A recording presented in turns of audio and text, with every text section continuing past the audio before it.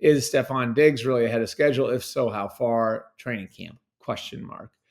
I could just tell you, like just having talked to some of the people at the Texans, um, he wasn't going to be ready until some point in the summer. And that does not mean he'd be fully cleared for the start of training camp, but he wasn't going to be ready until some point in the summer. That was sort of the rough timeline they were working with. And they were prepared for the possibility that maybe they wouldn't have him for week one. Now, I do think he's worked really, really hard.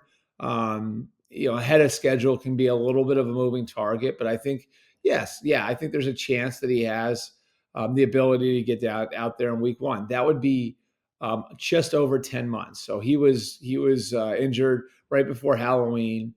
You're talking about the start of September, so you'd be a little over 10 months from separated from the injury itself. So yes, there's a chance that he's out there for week one. Because of his age, because of the wear and tear in his body. Maybe it's it's not 99%, but I think there's a chance that he's out there for week one. And, then the question becomes, when is he going to have his sea legs underneath him?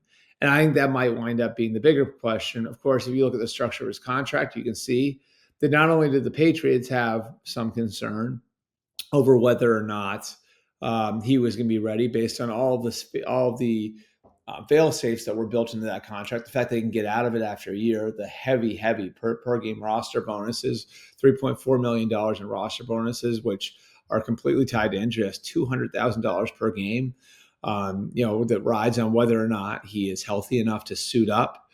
And the fact that the Patriots were able to get that deal with Stefon Diggs tells me, because I know Diggs would have preferred to go to a true contender, that tells me that other teams weren't willing to go further than that or even get to that level with him.